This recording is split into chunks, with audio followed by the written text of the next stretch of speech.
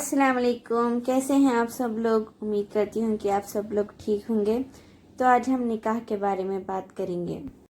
نکاح کیا ہے؟ دو زندگیوں کا ایک جان ہو جانے کو نکاح کہتے ہیں۔ مطلب دو زندگیوں کا حسن سلوک، اچھے اخلاق سے ایک ہو جانا، عورت کا مرد پر بھروسہ اور مرد کا عورت پر بھروسہ ہونا، دو زندگیوں کا یوں ملنا کہ اس میں اگلی نسلیں پروان چڑھے۔ عام زبان میں نکاح کا مطلب ہوتا ہے ملنا یا جڑنا۔ اسلام نے مرد عورت کے ملنے کے لیے جو دروازہ کھولا ہے وہ نکاح ہے، تاکہ مرد اور عورت چوری چھپے یا کھلے عام بے حیائی نہ کرے بلکہ جائز طریقے سے ملے۔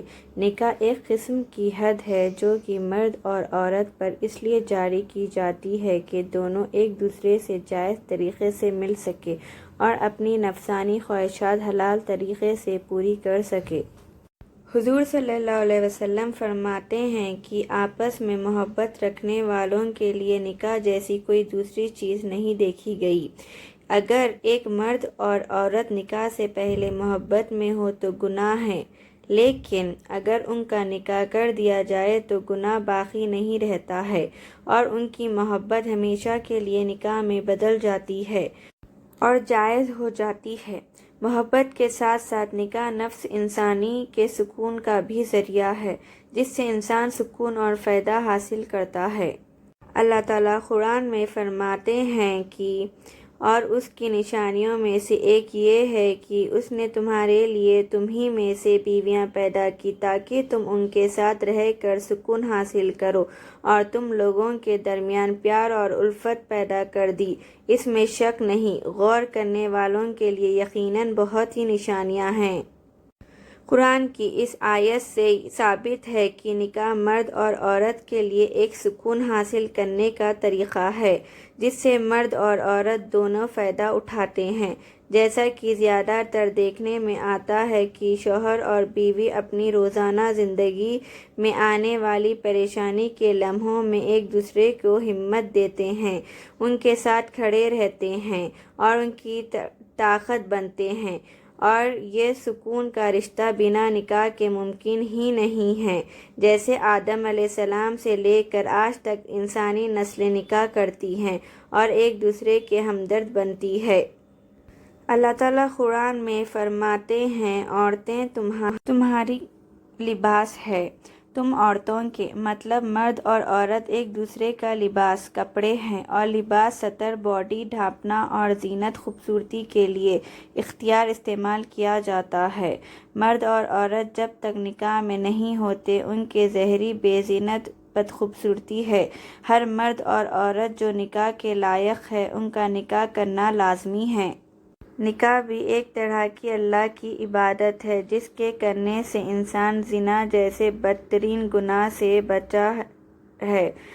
ساتھ ہی نکاح صرف جسمانی طور پر نفس سے فائدہ اٹھانے کا نام نہیں بلکہ سوسائٹی کو تہذیب میں ڈھالنے کا نام بھی ہے۔ نکاح کرنے والے کو ایمان کی پاکیزگی کا بھی احساس ہوتا ہے۔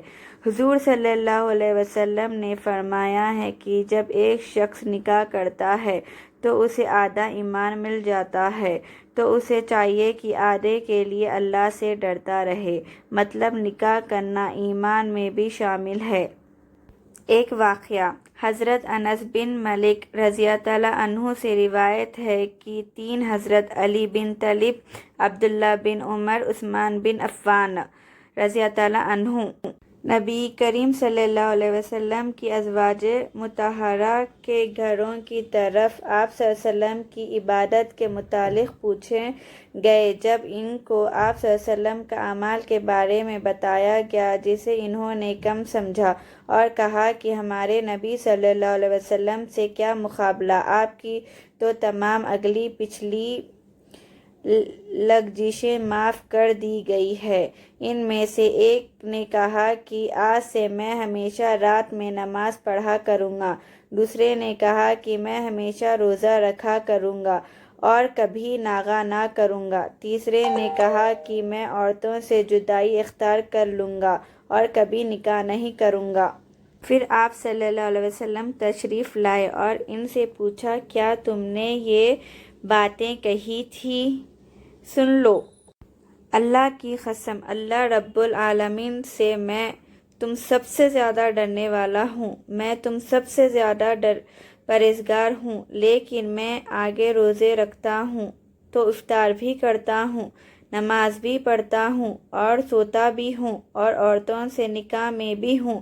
جس نے میرے طریقے سے بے رب بیٹی چھوڑے وہ مجھ سے نہیں ہے۔